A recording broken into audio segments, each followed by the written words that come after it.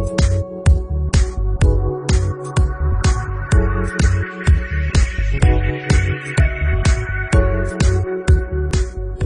my name is Tim Sales. Do you know that there are very specific differences in what the poor, the middle class, and the wealthy buy with their money on payday? It's so simple yet so different it nearly knocked me out of my chair when I finally understood it.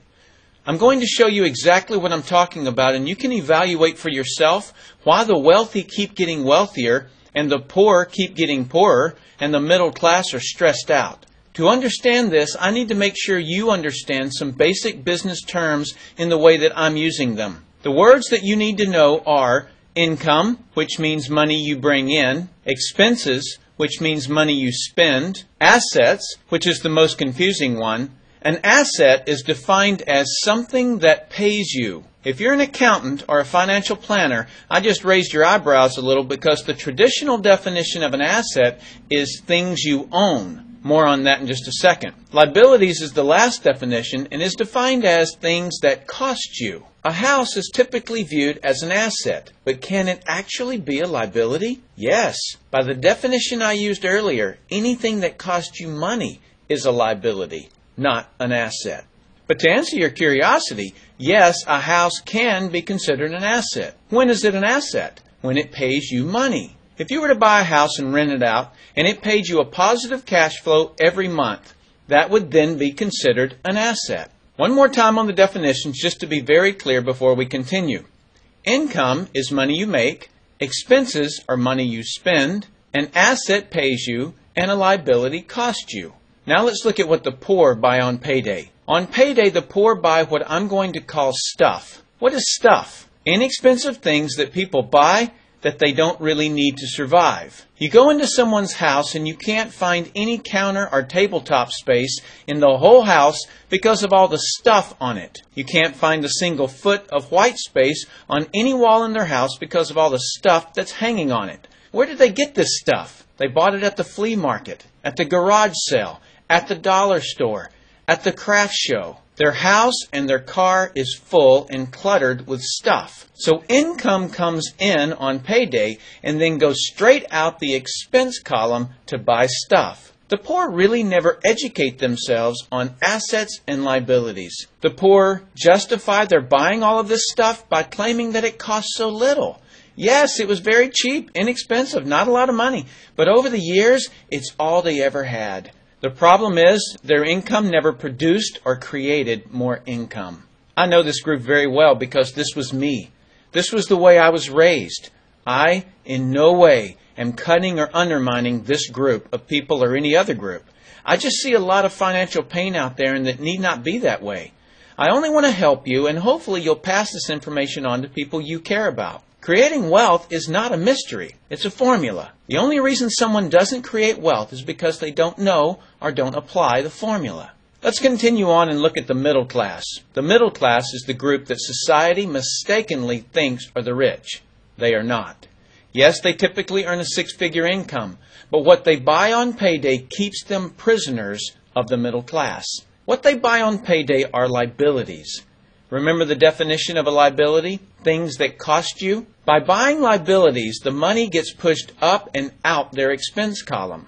Liabilities are items like cars, boats, houses, airplanes, credit card debt. Let me explain the way this happens. On payday, the middle class make a nice big paycheck. Let's say $15,000 for the month. They then split that down the middle and pay their monthly expenses with half, and with the other half, they make a down payment on a new car. The car costs $7,000 down, and after they tack on the insurance and the maintenance, that liability costs them $1,100 new dollars every single month. A few months go by and they want a boat, then a vacation home, a Rolex watch on the credit card, a vacation on the credit card, and before you know it, their liabilities have raised the expense levels to near or above their income levels. They actually spend equal to or more than they make. Meaning that they have to go to work and make a certain amount of money every single month because of their liabilities. The other important issue with both the poor and the middle class is that normally all of their income is dependent on their own effort. Meaning they've educated themselves to exchange their knowledge and expertise for someone's money. Here's an example. An attorney is knowledgeable about law. So people pay him or her money in exchange for that knowledge on an hourly basis. The problem there is that if they're not, the attorney, sharing that knowledge with a client, then the attorney is not making any money. Their stress level is as tight as a piano string. And if you were to ask them to go to dinner with you, they very rarely can because of how much money it'll cost them to take that time off. On the surface, life is merry. The reality is that it's a roller coaster ride. That's the middle class. Now let's look at what the wealthy buy. On payday, the wealthy buy assets. Again, an asset is something that pays you. If you want to become wealthy, buy assets that then earn you more income. The money wheel looks like this. Buy assets that produce cash, that then buy more assets that produce more cash, that then buy more assets that produce more cash. The wealthy spend their money and buy things that produce more money. Here's a couple of examples of assets that produce more income. Investments are the obvious: stocks, bonds, real estate. Education is another asset. If you learn how to do something and actually do it, that produces more income. That's buying an asset. I heard a great expression once: if you think education is expensive, you should see how expensive stupidity is. Another example of assets you can buy that pay you is businesses, especially those businesses that can create a passive income. Passive meaning that once you build it up, it pays you whether you're still building it or not. A little example is if you buy a pinball machine and put it in a barber shop. You don't spend any of the profits. You save them until you can buy another pinball machine and put it in another barber shop. This, by the way, was Warren Buffett's first business. Warren Buffett, by the way, is one of the top 2 richest men in America. The wealthy are extremely eager to find those passive income businesses because it continues to pay them month after month, year after year, long after they've stopped working the business. That's actually the way I created my millions. I found a passive income business that I built up, and it continues to pay me month after month, year after year. I then took those profits and multiplied them in another passive money business, and then again in another. In conclusion, here's what I've learned. You can't find these passive money businesses unless you're open to hearing about them. Then once you find them, be willing to research them. The reason I say this is that I answered a hokey little ad that I ended up making a couple of $1 million from, simply because of that ad. So these businesses are out there. You just got to find them.